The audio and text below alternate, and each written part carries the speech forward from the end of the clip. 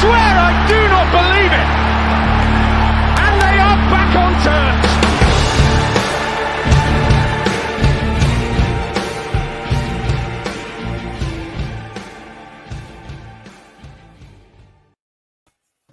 Good evening, hello, welcome to New York Talk. This is the Rotherham United podcast, and we have another. Obviously, we've not lost. Obviously, you knew that was going to happen. What we did. We're going to cover that tonight on this Sunday evening. We have Mick with us. Hello, Michael. Hello. You all right? Yeah, you. You know. I think we can go live to Danny. Danny, are you there? Oh, let me turn my camera on. Hang on. Hello, everybody. Either Danny or Father Christmas, I'm not sure. How are you doing, Danny? I'm good. I found this in the cupboard before we came on live, so I thought I'd put it on. Before we carry on, I will say this beard is very warm. Probably not going to last the full episode then. No, not at all. I might have to do a shave shortly. Hang on a minute. Are you telling me that's not really Father Christmas? No, Mick, it's me. Confirm or deny these. What? Yeah. We have yesterday to go through, and we'll go through that. Obviously, we won. We scored 3. They got 1. That's how it works. You know, rules of sport being obeyed in a right order. I had to check with race control about that one just to make sure the rules are followed in the right order. But apparently, in football, this is how it works. So that's good to know. 20 unbeaten, mate. 20 unbeaten. It's unbelievable. We'll forget about the performance for a minute because there's a lot we need to cover on it. 20 unbeaten, 15 in league. What a time to be a Rotherham fan. Absolutely. What a time to be another. It's fantastic. The performances have dropped off, like we said, over the last few podcasts, the last few games, the performances have dropped off, but nevertheless, you know, we're still 8 goals in 2 games, you know what I mean? And 2 bang average performances, really, but you still managed to bang 8 goals in. You can't complain, can you? You cannot complain. It's brilliant. We will find things to complain about. Oh, yeah, obviously. Yeah. If anybody hasn't watched it, you can watch Danny's Matchday vlog, which is on YouTube. Now, I haven't watched it at the time we're recording. I haven't had time to watch it today. My question is, Danny, did Victor celebrate with you? Yes. Yes. It's becoming a bit of a thing now where if we score down at the South Stand, Victor turns around and he somehow looks the camera dead in the eye and celebrates with me. So it's great. Excellent. That's what we like. So let's start with the first half. We went 1-0 up inside whatever it was, half an hour. A good first half, to be honest with you, Mick. I was quite impressed, quite happy. I think the performances from the vast majority of the players, I think from all the players really in the first half, were very good. I think I said to you half an hour in, we're really starting to perm. We really, really were starting to kick on with in terms of performances.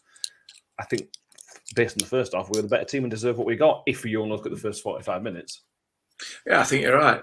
We were quite dominant for that certainly the first half hour or so. At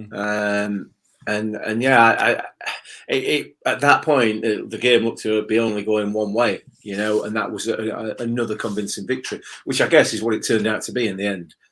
Spoiler alert, but nevertheless, you know, it wasn't quite as convincing as it appeared in that first 20 minutes, half an hour.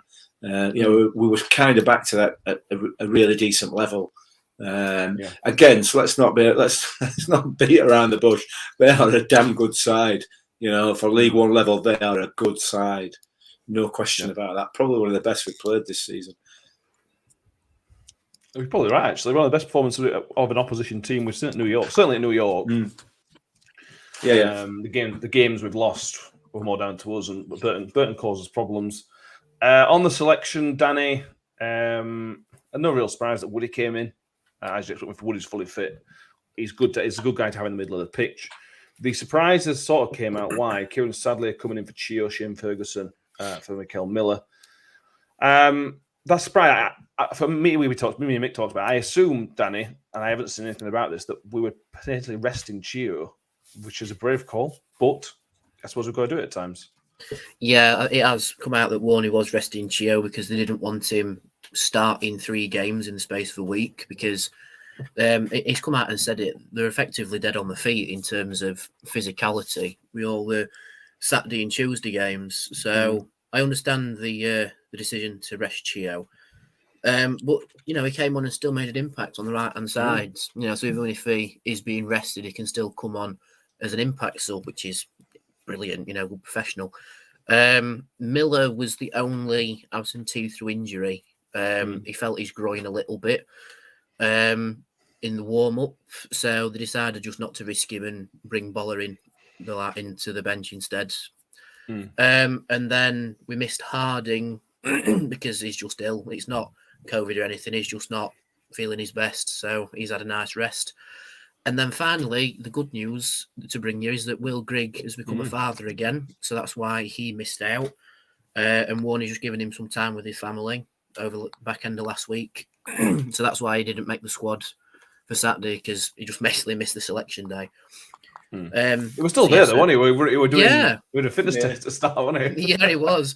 So that's good to see. He's just not gone home with his feet up. He's gone, right, I'll leave me missus and the baby in the hospital to recover, and I'll go to the stadium, just to have a nice warm-up. That's what we like to see.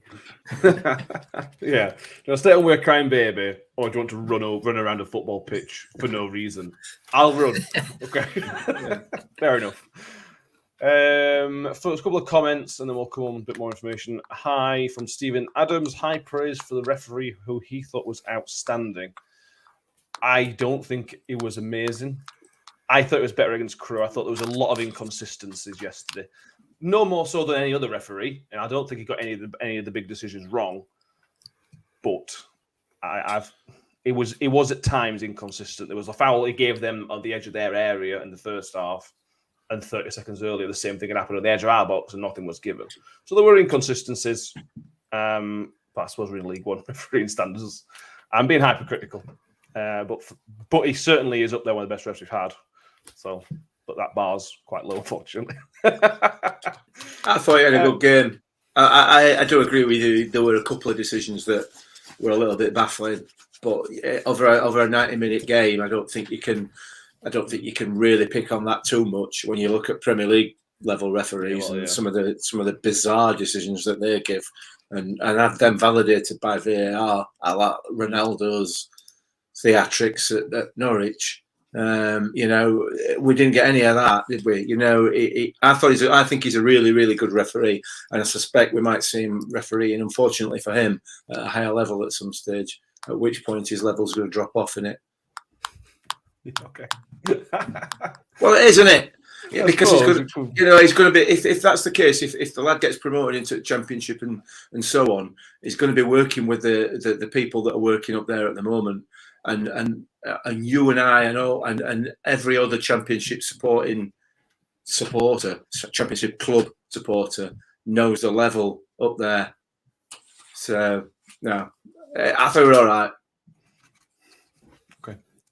Harvey Kelbuck's with us. Evening, lads. Russ on Facebook, with the way we are going, I don't want to sound too cocky, but they say we could have a bad blip or run, whichever team has. But the way we're going, we could end up with a bad run. I think it's put that twice. Anyway, we weren't at it in the second half and couldn't get hold of the ball. Up the Millers, Russ. Yeah, absolutely. Let's talk about the first goal, Danny. Freddie scoring the first of his 2 goals. And in a way, we got lucky because the ball ended up going to him. But from Freddie's point of view, right place, right time, with a lovely little tickle to finish it. Now, Danny, you've muted yourself. The only real thing you can call into question is, did the ball go out with Rathbone in the corner? Well, now you can have a look at the replay and it's like, it's close, So I'm sure the Burton fans might be a little bit upset about that, but the hard work done by Rathbone and the ball into Wiles was quality in of itself. I think Wiles probably shot himself, but Freddie just got the little flick on it and it was just filthy, that little touch, But it's a strange one. We've been at New York Stadium since 2012, and as far as we know, there have been no backheel goals scored there, and now 2 have come along at once in the same season at opposite ends of the pitch. That just goes to show how special we are this season, I think. But yeah, Freddie is hitting a good vein of form at the minute. And I really hope it continues over Christmas and into the new year, because it seems to be when Smith's having a bit of a rut, which is in, everyone has a little rut in form. Freddie's picking up the pieces, and now Freddie's at double figures. So it's fantastic. Well, Freddie's getting what he deserves, isn't he? Yeah. He's getting what his hard work deserves. We've talked about it. His work rate's increased massively since he's got his place back in the squad, and now he's getting the goals to go with it. So, the harder you work, the luckier you get. Yeah, absolutely. We'll talk about his second goal in a minute. Let's cover Burton's goal and issues. In watching the highlights, Mick, I didn't clock this at the time. This brings us on to Ben Wiles, who we have rightly praised because he has been at times a phenomenon this season in this league. Yesterday, somebody's putting a Gav says it was one of the worst he's seen in play. I maybe wouldn't go that far. Certainly when he was younger, he was much more naive. But he didn't look right, Mick. I don't know whether he was tired or something. It wasn't there was no energy about him. He wasn't sort of running with the ball. He seemed to just get lost under his own weight sometimes. And that's what happened with the goal. He lost the ball in a place he shouldn't have lost the ball. He was in command, lost the ball, and it's put us in a bad position. Thoughts on the goal and his performance in general? Yeah, I mean, the goal was a disappointing one to concede, and there's a question mark of whether or not it was offside. Some people saying yes, some people saying no. Doesn't really make any difference because our goal came from what should have been a goal kick. So, that's what happens. We know that. Ben Wiles, I think I said to you during the game, Matt, he just looks ill. His performance was that of somebody who was just not quite there, physically and mentally. I was surprised when the substitutions came around. He stayed on the pitch. He just wasn't right. But it's a blip. It will be a blip for him. He's an absolute quality footballer, and he's allowed to have a bad game. It's certainly after the performances he's put in this season, he's absolutely allowed it. Yeah, no, I agree. Danny, are you on the same sort of thing? You thought it was below par, but not to worry about too much. I think the thing with Ben Wiles is that we know how well he can play. The bar is so high for him that when he's below that, or in this case, a fair bit below it, it makes him look terrible. But he's not. The only thing is, like Mick says, he just looks a little bit tired, I think. And I think he is suffering from the same thing with Chio. It's just Saturday, Tuesday a lot. And hopefully this week gives him chance to have a rest. And, we might end up eating the words and he might score an hat-trick against Cambridge on Saturday. But I have noticed that our last 2 goals conceded have come from Wiles losing possession. The Gillingham game, he lost possession. Granted, it were a bit of a fumble with Freddie. And then same thing against Burton. But Wiles still has it in his locker to drive forward and create a chance. I mean, we're saying it was below par, but he whipped in one heck of a cross later in the game that very nearly went in. But it comes back to, like I just said, the bar is so incredibly high for Wiles that when he plays a bit below par, it makes him look like he's had a terrible game. But in actuality, he's still a very good footballer and the best midfielder in this league. Yeah. It's something to potentially look at. We talked about having not much of a backup for Chio. If Chio's not fit, we haven't got a direct replacement for him.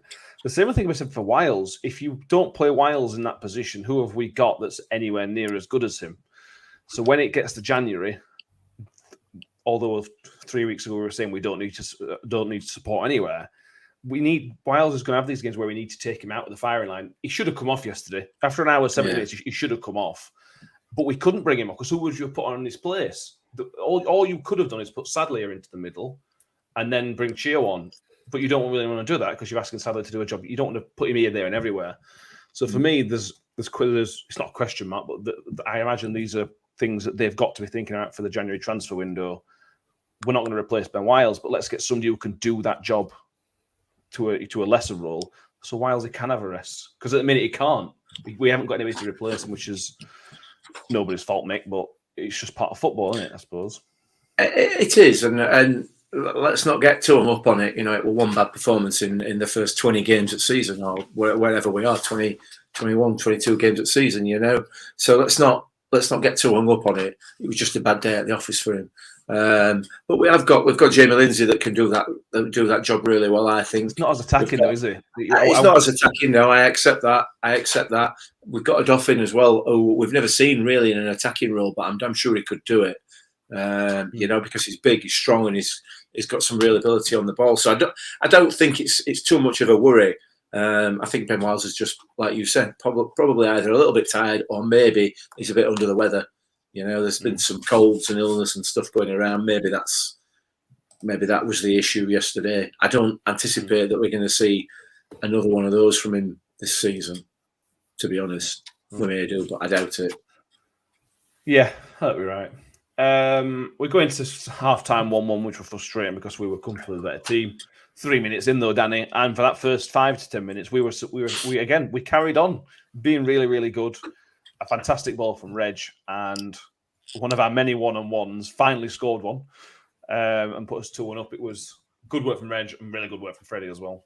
Yeah, I'm just glad I got my backside back on the seat when I did, because I sat down. As soon as I sat down, we've played a ball straight through our defence. Oh, we've scored. So yeah, I'm never going for a quick pint and a toilet trip at half-time again, because if we're capable of doing that straight out of the blocks, you know, no one should go for an half-time pint now. But I don't know what Warney says to him at half-time, because we've proven time and time again this season that when we've been pegged back just at the end of the half, we come out the gate in the second half, and I don't know, he must inject him with something, whether it's confidence or some sort of illegal liquid, I'm not sure. But they come out, and the desire to get a goal back and prove that they are the better team just shines through in the opening 10 minutes. And this time around, it's provided a goal again. Freddie's made amends for his earlier one-on-one miss in the first half, and our second goal is effectively a carbon copy of Burton's equaliser. Yeah. But of course, ours is better because we've scored it, you know. Correct. But yeah, it just goes to show how Freddie has grown in confidence this season, because he wouldn't really pursue a ball like that in past seasons. That would have been more of a Michael Smith sort of job. But Freddie seems to have some sort of increased vision this season, to quote the FIFA perk of vision, you know. And he reads the game a lot better, and he's read the pass from Reg perfectly, got on the ball, and he shot it straight through the keeper's legs. So it's a fantastic goal again for Freddie. So that's 2 fantastic goals in one game for him. One was finesse, other was placement. Fair play to him. That's all I can say. Yeah. It weren't long ago, mate. It was pre-MK Dons game that we were talking about Freddie and saying he needs to start scoring goals. And a few weeks before that, we were maybe considering whether his time at the club was coming to an end, because Greg had come in and done so well straight away. Well, you know, was Freddie's time up? Well, he scored like 10 goals since then. He's put himself into the season.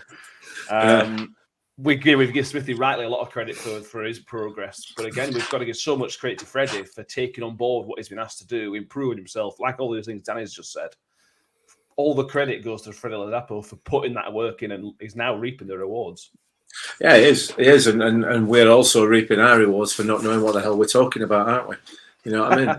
because yeah, we did say that, and I certainly, privately and sometimes publicly, was of the view that maybe his time was coming with the club were coming to an end, because he just didn't seem to fit that work ethic. And yeah, he's come back. He's upped his rate, and he's indispensable at the moment. You know, and you just feel that he's going to score every game. You know, he's getting himself into the right positions. He's doing everything right. It's an absolute pleasure. And again, I suppose it's a credit to both Freddie and the management team that they've been able to. They've clearly seen this in him. You know, they can recognise the fact that he's got the ability, and now they've brought it out in him. Or he has as well. You know, they've facilitated him bringing it out in himself. And it's great to see. Great to see. Yeah, no, it is absolutely. Let's go through a few more comments before we come on to the next phase of the game. Jamie, not our best performance, and yet brings results. Proves how good we are. Rathman's work rate was outstanding on Saturday. Danny, Jimmy is loving your Christmas spirit. Excellent. Where are we? John C. Ben Wiles didn't play that badly, but he was definitely quiet. I think that's fair. Jukester sort of agrees. Wiles didn't have a bad game, just not as good as he has been. He thought Smith was worse than Wiles yesterday. And John C. on the Smith, similar vein. I'm a little concerned about Smudge hasn't scored a league goal since the Sunderland game. Let's hope he gets his mojo back. True, but he has scored one in the Papa John's, which I know we don't credit it, but it's still a goal, and also the winner against Stockport as well. So, yeah, if you'd have told me at the start of the season that Smudge will end up with 13 goals in the season, we'd have probably said that's all right. So, hopefully he can get a few more. But what were your thoughts on Smudge yesterday, Danny? It did have a massive impact, but it still was important to us. Yeah, I think it's the whole thing of he started so well that he's bound to just have a dip. You know, he's to use my old phrase, he's come out the starting blocks of the season so quickly and reached the summit very, very quickly that he's bound to have a little bit of a burnout period. And like they say, he hasn't scored in the league since Sunderland, but for him, probably scoring against Sunderland is probably the top thing he'll do this season, scoring twice against Sunderland as well. He's helped us through both cup competitions we're still in, so he has still contributed to the side. But I just think it's every player goes through a phase where they couldn't hit a bull's backside with a shovel, and I think that is that time of the season for Smith. It's not through lack of trying, because he had two very good chances, but he's blasted both of them high and wide.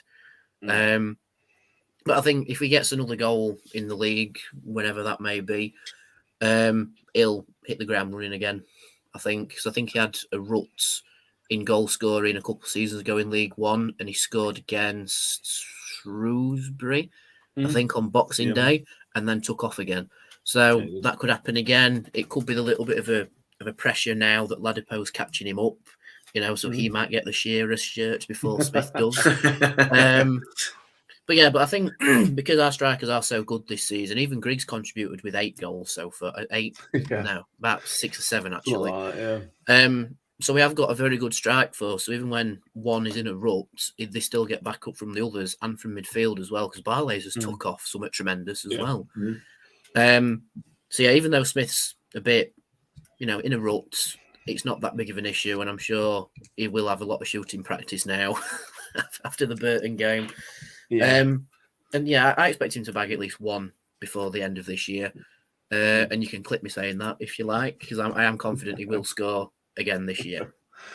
Yeah, I think Basil he was trying too hard in front of goal. I think there is a certain amount of degree to that. I think there was a couple of times where there were better options.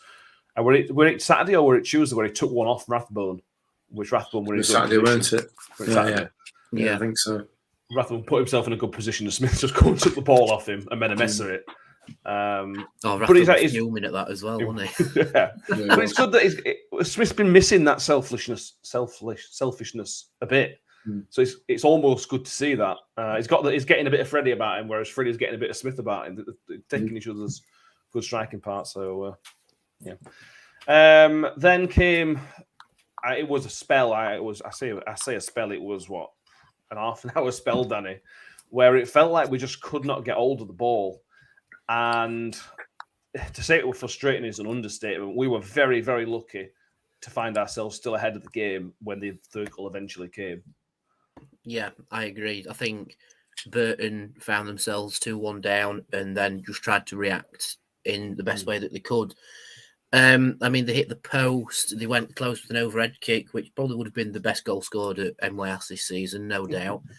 But no, we definitely rode a luck in the second half, but still managed to keep the ball away from goal one way or another. And we've said this before on the podcast. That's something like your league winners do. They just find a way to win and they somehow hang on for a result. And I've seen a lot of people on Twitter saying that Wigan win the ugly way, whereas Rotherham always seem to win the pretty way. They win by playing good football. And that's true. Wigan have been guilty of play acting quite a lot this season. I've not seen that from us at all. And a couple fans from different clubs, I won't name, so their own club won't shame them, have said that Rotherham should win the league on the basis of being the better football side, if you like. But definitely rode a look. But I think the third goal ended the game, really. I think that was the time when we clinched it and never really looked in trouble per se. There were a couple odd times afterwards, but we never really had a serious, that could have gone in and we've scraped the barrel, Yeah. And match was broken speedily. For me, mate, I talked about this at the game yesterday when we were there, but I know we won, so that means the substitutions must have been good, but I didn't agree with the timing of the substitutions and the personnel of the substitutions. Let's take the first one, for example. Shane Ferguson came off. Fair enough. You brought Joe Matic on. You've gone like for like. If anything, you've gone more defensive, and we needed to get hold of that ball.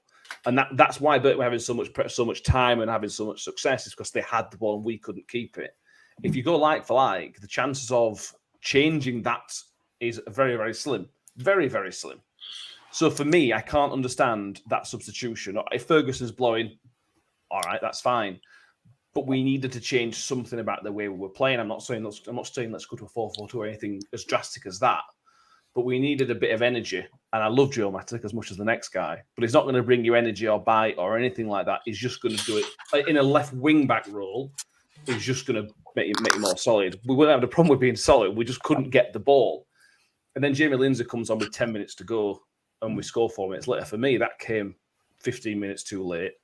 And taking Rathbone off was a little bit of madness because Rathbone was the best player on the pitch. What are your thoughts? I assume you're going to disagree with most of what I've just said. I don't know. I mean, I don't have a problem with the Matic substitution. I think Matic is maybe not quite, as you say, maybe not quite as attacking as Shane Ferguson. I think defensively he's probably stronger. He has the ability to put the ball into the box as good as Shane Ferguson does. No question about that, in my view. And he adds that little bit more bite to a defence that was under pressure. They were under pressure, they were coming at us. And I don't think, making a change anywhere else on the pitch was going to help us keep the ball any more than we were doing, because I don't think it was about setup or formation. I don't think that's why we weren't keeping the ball. I think it was just a little bit of panic had set in. So what you're essentially doing is bringing on a new old head, if you like. Shane Ferguson's an experienced player, so is Joe Matic. So it just brings that different bit of personnel in there to shore up the defence and hopefully change things around a little bit in terms of in terms of attitude. I don't know. I don't think whatever changes he could have made would have helped us. Do you not think bringing, possession. I know we talked about Wilesy, but taking Wiles off for Lindsay would have given us that a bit more energy in the midfield, because Rathbone was running around, but he was the only one running around. Barlaser couldn't keep the ball in the second half. That's not a fault at him. It wouldn't stick. Lindsay should have come on earlier. Is the point I'm trying to say. Lindsay should have come on earlier, probably 15 minutes earlier, and for Wiles rather than Rathbone. Yeah, 100%. Danny, what are your thoughts on my rantings? I've just had a look at the times for the substitutes, and if you can hear the background noise, Mum has just come home, so everyone in the comments say hello to my mum when she comes walking through. But having a look at the times for the substitutes, there was a lot of pressure down our left-hand side after hello, say hello everyone. But there was a lot of pressure down our left-hand side after the 60th minute. So you could say that's why I've brought Matic on, because he's more defensive minded and, like Mick says, an old head, but a more defensive old head. So that could have been why that happened. And then obviously Burton switched it to the right hand side, which is why we brought Ogbeni on to try and challenge them and get a bit more speed down the right hand side. Because let's not kid ourselves, Ogbeni is a lot faster than Sadlier is, and a lot more of a natural right-sided player, because he's not really a winger. Chio at the minute is a right wing back. So they could say, that's why that happened. Just switching attacking places, keep your heads and keep defensive on those sides. But I agree with Lindsay for Rathbone. I think the only way I can see that being justified, in my head anyway, I'm not a professional manager or anything, but is because Rathbone has been chucked into some meaty challenges over the last couple of games. and has been running around a lot more than Wiles has. Because I said in the vlog, he was like a tank today. Like, it just seemed, I mean, it's Ollie Rathman, so he does it every week, but he seemed to be everywhere. But he also seems to be throwing himself into challenges and proper diving into some of them. Winning the ball, I might add, but really meaty challenges. So maybe that's why he brought him off, to try and keep his fatigue levels down. But in terms of how tired Wiles has looked at times, yeah, I agree. I think Lindsay should have come on for Wiles, but maybe a little bit earlier. Yeah, it's not a concern because we won the game, but at the same time, it's something Paul Warne will learn from for going forward in future games. You know what I mean? They're not the arrogant type of management team who think, "Oh, we know best. What we do is." They'll learn from it if they feel like they made a mistake. Which we've got to go through games. We're not going to steamroll every single team 5-0. You know what I mean? And I know we won 3-1. It's still fairly comfortable, but we are going to come against some decent teams, and that's what happened. On to the third goal. Just a bit crazy. Russ Bailey. So how can the referee look at the back pass and then a linesman flag for it not to be given by the referee in the first place when the keeper collected the back pass? He blew for the free kick when he saw the liner. Bad from the referee. No excuse not to give that.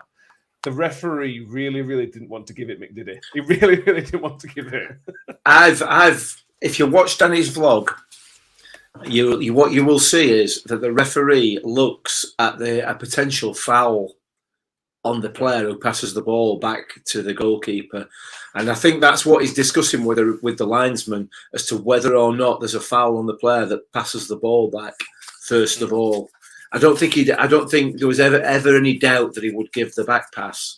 However, I think there's not an argument because I don't think it was a foul, but from the referee's positioning, I think it probably may have looked like one on the player that made the back pass. So I suspect that's why. I might be wrong, of course. He might have just been saying, "I don't know what to do," but I don't think he were. You know, I mean, that whether that's right or not, I don't know. But yeah, they were always going to give that. I mean, he had to. He had got no choice, zero choice.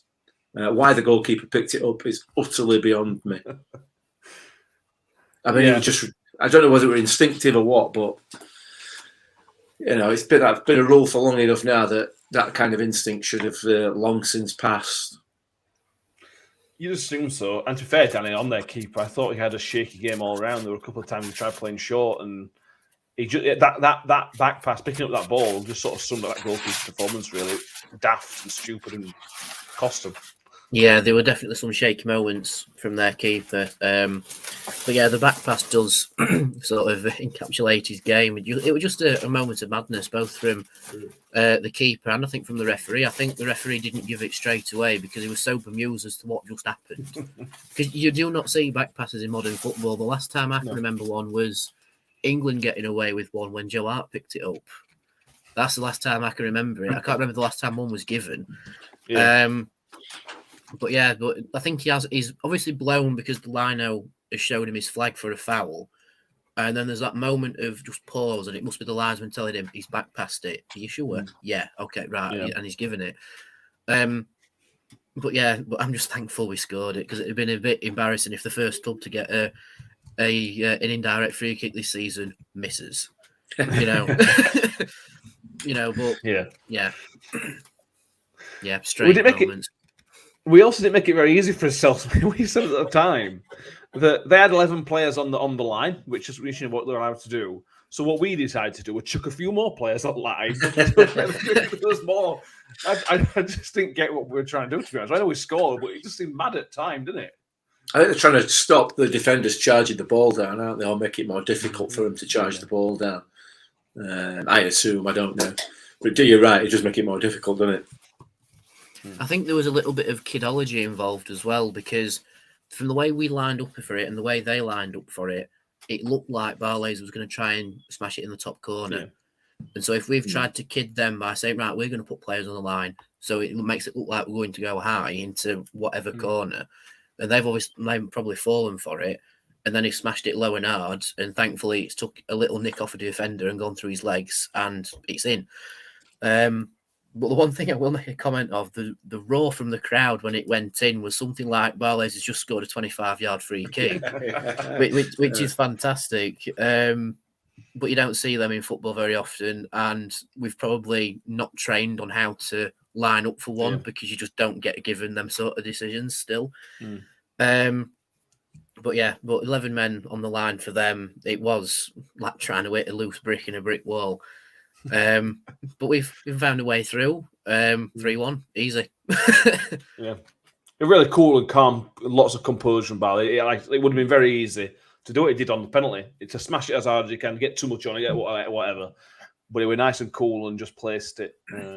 I think he has learnt from that second penalty. He's learnt that sometimes you don't go as hard as you can. Sometimes it is about placement, but with power, and he's shown he can do that.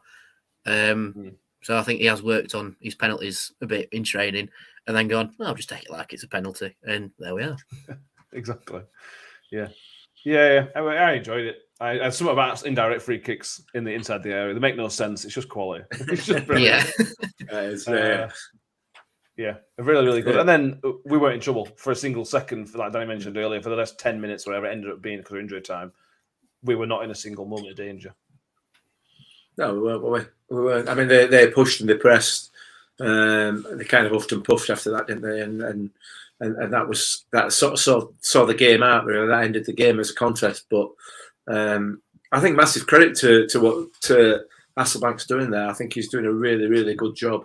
They reminded me a little bit of us in the Championship last season in spells, where we were able to dominate games for periods of games, not generally not the full game, but we were able to dominate periods of games and just not hit the target, just not able to take our chances. And if they can go the same route that we've gone the next season, they're going to be a force, certainly in this division. No question about it. They always seem to be a tough side, don't they, Burton? No matter who the manager is, whenever you go there or they come to you, you always know you're in a game. And let's be fair, he's a good manager, Jimmy Floyd. He is a good manager, and he shouldn't be managing at League One level, in my view. So he may well not be after next season if he can get them together. Good team. Yeah, I thought they were. But then I mentioned the fans. Then I think a shout out for the fans. I thought the atmosphere was really good on Saturday. We can often see with games like Gillingham, Burton, teams who don't bring very many, that the atmosphere can die a little bit of a death. I thought the fans were brilliant. They sang for the most of the 90 minutes yesterday, which, because of how much pressure in, was difficult to sort of get enthusiasm at times. But I thought fans were excellent yesterday. So hats off to everybody who came to the game. Still not a full crowd, which is a little bit disappointing. If we're not going to fill the crowds now when we're 20 games unbeaten, when are we? But when we're 30 games unbeaten. Yeah. We'll put it down to Christmas and blame Christmas. Yeah. But yeah, 3-1, 20 games unbeaten. We're one game away from equaling the club record of league games unbeaten, which will be Cambridge on Saturday coming up, which we'll preview next week. And like I said, 20 games. It feels like a really nice round number, Mick, to get to 20. And I'm not saying let's stop. It's a round number. It's a milestone, isn't it? It's a milestone. I think is probably a better way of describing it rather than a nice round number. Let's call it a day. Let's just keep going. Just keep going. Keep the levels of performances up, and the stats. The only stats that are important are the ones that see you at the top of the table or in those top two positions at the end of the season, aren't they? It's great to have all these stats in our favour at the moment. Like you said, 20 games unbeaten, top of the expected goals table, bottom of the expected goals conceded table. All these things are great stats to have, but ultimately it's all about what that points total is after 46 games. So that's all that's important. That's all that matters. It says stating the complete obvious. You know what I mean? Yeah. No, it is. John C says the indirect free kick routine goes straight from the training ground. Smash it and hope for the best. Bazza would like to see Rathbone's stats regarding the ground he covers during the game. Yeah, I think we all could. Numbers don't go that high, Bazza. That's why. That would be a really interesting. It'd be a really interesting stat to see, wouldn't it? You know, it just would. You know, in comparison to a lot of the other players on the pitch. Yeah, it would 100%. Where are we? Harvey Kelly. We'll talk about substitutions. We thought he could have put Coyote on for Smith in the second half. I did think that at the time, but we needed to sort of strengthen in other areas, didn't we? I think. I don't think Smith was too bad. Results went our way, Denny, as well. If you look at results from yesterday, Wigan ended up drawing. Wickham ended up drawing, although they were losing. Who else were in around there? Obviously, Wigan drew. Ipswich drew with Wigan. Sunderland won. Wednesday won. But for the most part, results went our way. Oxford beating MK Dons. It's again that stage of the season where we start looking at other people's results properly, can't we? Yeah, I think so. And I think I heard a few people saying that as soon as the scores came up on the screen, they said this could be our chance to try and pull away a little bit, because we're on 44. 44 now, yeah. Yeah, and then everybody else is on 42 that's near us. The only danger still is Wigan with that game in hand. That's my one worry. So I think that's just get as many points before they play their game in hand as possible, and then try and keep in front of them. And even you could say that in the Premier League, a result went our way as well, because before the game, and still currently, we are the second highest scoring team in all competitions in England. And the only team that's beaten is Liverpool. Now, before the game, Liverpool had 66, and now they've got 67. We're now on 63, so we've closed the gap from 6 to 4. So we're catching you, Liverpool. You know, we're catching you. But I've just done a bit of quick maths, you know, as Shaq says. And our strikers, Smith, Ladipo and Grigg, have scored 33 goals this season, which is just over half of our total of 63.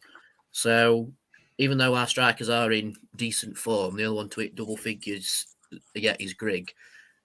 A lot of goals are still getting from other parts of the pitch. 30 goals have come from the rest of the pitch, which is insane. You know, and a fair percentage is just from Wiles and Barlaser. So we have got goal scorers in this team, and I'm not surprised we're the second highest goal scorers this season because we've got the quality in front of goal to even push Liverpool for the scoring exploits, which is incredible. Yeah. Well, when Crooks left, it was important to replace his goals, replace some other things as well. But Crooks was our main source, maybe our only source, really, of goals from midfield. And we've sort of ticked the box. We've now replaced him with two people who can score goals in Wiles and Barlaser. Yeah. Miller's obviously got a couple. Cheer's got one. Yeah. Goals are obviously going to win your games, and it's important for promotion chasing teams. You don't just rely on one player because you're not going to get promoted. And that feels like where we are. Next week's games, but we'll talk about this in more detail next week. But it's another couple of games, set of fixtures that suit us. Cambridge is a difficult game. Let's not go around. MK Dons are away at Burton, which is a tough game. Ipswich hosts Sunderland, which again is a big game. Oxford against Wigan. Again, two teams. One of them aren't going to win. Sheffield Wednesday at home to Accrington. Accrington have obviously picked up a bit of form recently. So, yeah, it's a good time, mate. It's a good time. It's serious now. You know, when it gets to Christmas, it's getting serious, isn't it? Yeah, it is. We're going to start. I mean, come sort of third round FA Cup weekend, where we are in the league at that point is really a good indication as to where people are going to finish towards the back end of the season. If we can be 4 or 5 points clear at the top, then happy days. That's going to be fantastic. If we're second or third but still well in touch, again, fantastic. So we've given ourselves a really good grounding, and like you said, Christmas period is when it starts to get serious, or just after. So if we can just maintain this run now until that QPR game, happy days. That'd be fantastic. Then we'll lose 1-0 down at QPR, so we don't have to mess about with FA Cup anymore, and then we can go back on another 20-game unbeaten run. Sounds like a plan to me. Yeah. Okay. Yeah. You said that like I'm 7. Okay. I think we've covered just about everything. We've done it in quite quick time tonight. Is there anything else from the game that we need to cover? I can't think of any other major incidents, certainly from our point of view. No, I don't think so. No, really. Other than Freddie missing the sitter that turned out to be offside. Oh, that was such a bad miss. Yeah, he got saved by the linesman there. If that were a legal bit of play and he's missed it, that was just a little hark back to the Freddie that we saw before the MK Dons game. But thankfully, it don't matter because it were offside. Maybe he secretly knew it was offside, and that's why he scuffed it. We'll say that. Maybe that's a good thing. Maybe it's a good thing because we know he has got those in him. We know that he's got that in him to miss from 6 inches out. So hopefully he's got it out of his system now, and unfortunately or fortunately we're offside anyway, so it doesn't matter. And the next one from 6 inches busts back at net. So you never know, do you? Hopefully. He's actually scored a harder goal from technically further out than he did with that one. To score a back heel from 4 yards out and then to scuff a tap in from 6 inches. Yeah. But, it don't matter, it wouldn't have counted anyway. There's very few strikers in the world who won't miss from 6 inches at some stage throughout their career, is there? Let's be fair. He's finding himself, good thing, he's finding himself in those positions at the back post. I think he'd have won against MK Dons last time in the promotion season. MK Dons and I think Accrington, where he just found himself at the back post and was able to, to score those goals. He's also been missing that from his game. I know he missed this one, but he is back in those positions, which is massive for him, really important for him. There seems to be a sign of him being confident when he finds himself in those positions. Absolutely. So yeah, there we go. Thank you all for. Shall I hit everybody with one last stat before we sign? Go on. We love a good stat on this show. All right then. So, as we said that we could potentially reach 16 league games unbeaten. That's consecutive league games unbeaten, which we last did under Steve Evans, I think. Yeah. 13-14, yeah. Yeah, but it is actually not our longest league unbeaten run. Because if you excuse losing the FA Cup, the 1950-51 season saw us go 20 league games unbeaten. Wow. But we lost in the FA Cup, whatever round it was. So that's the only blip in that. But just going off league games, that's our longest one. Now we are already on our longest unbeaten run in all competitions, but we need to do one more to be the EFL's longest unbeaten run this season. Because currently it's Exeter with 20 and us with 20. So if we even draw against Cambridge on the Saturday, we've done it. And we are the top dog in the EFL, shall we say, in terms of without losing. There we go. Yeah, there you go. And we all know what happened in 1950-51. We won the third division north. Mick remembers it well. I remember it well, yeah. Yeah. Like it was yesterday.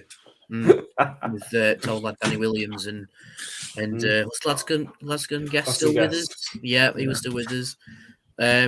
So yeah, we are nearly on par with that season, which would have been our highest points total season if they did 3 points for a win back then. I think we would have got about 106 or so that season. So if we're nearly on par, it could happen this season, Well, yeah.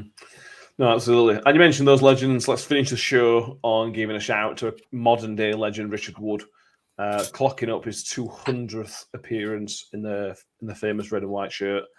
Not much more to say about him. He's clearly a great guy. A really, really good player, model professional for everybody who's coming up in the game. Look at Richard Wood now, conducts himself on and off the pitch. I unfortunately won't get another 200. I don't think he will anyway. You said that. Well, yeah, you never know. No.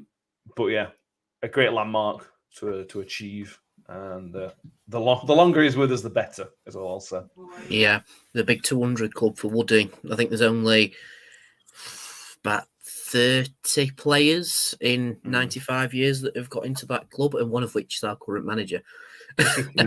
Yeah. But yeah, like I said, I don't think he'll reach 400, but he could certainly reach 300. If he wants to keep playing until effectively he drops. That's what he said on our interview with him. He'll keep going until he can't anymore. So he could very easily get 300, and I hope he does. Yeah. I said I'm going to finish on that. I'm not going to finish on that. I'm going to finish off by complaining about the fire alarm.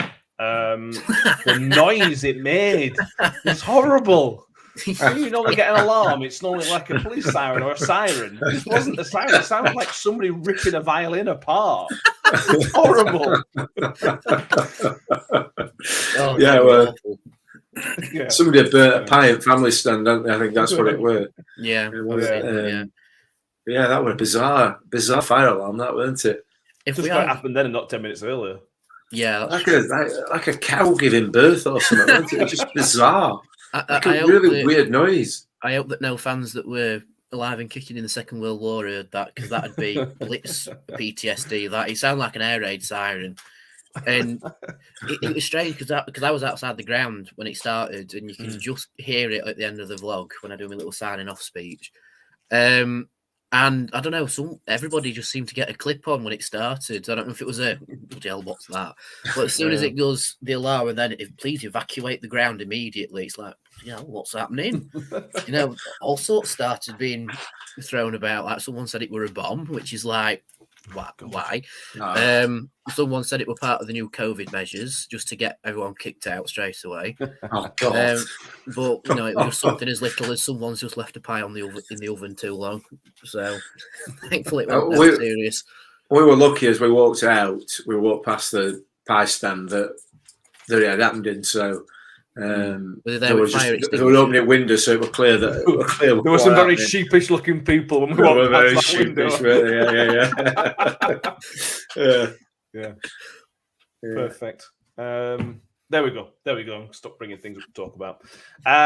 If you have enjoyed it, thank you very much. If you've not enjoyed it, I don't know why you're still watching and listening, but thanks anyway. If you haven't, please do subscribe. We're 412, something like that on YouTube. Please subscribe to there. And if you haven't already watched Danny's Matchday vlog, get over and watch this. It's either this or I'm a Celeb.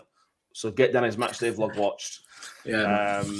And we will be back on Thursday. We'll be live Thursday evening. Back on the audio. We'll be out Friday morning.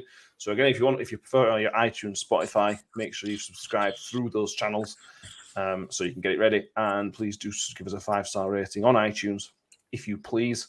The Christmas period officially starts on Saturday. Saturday is the first of the Christmas period fixtures, so get in the festive spirit. Thank you, Danny, who is already in the festive spirit. I don't know where I've put my beard, so I can't put it back on. I've seen you munching the mince pies. Oh yeah, I've got my mince pie. Spiced rum mince pie. They're excellent things. But yeah, festive spirit starts now, and. Hopefully it's a decent Christmas and New Year. Absolutely. And Rick, I'm not going to say Merry Christmas because I know bar humbug, but thanks for coming. I'm in Christmas spirit, probably. Okay. Wait, I can do one better. I've got red ale. So red and white. Yeah, red and white. Yeah. Anyway, thank you all for getting involved and watching and listening. We will see you all very soon. Up the Millers. Draw. All right.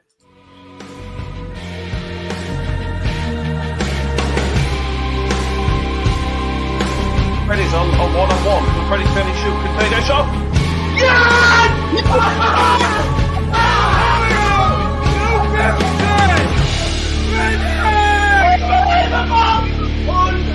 Unbelievable! Apologies to the neighbours.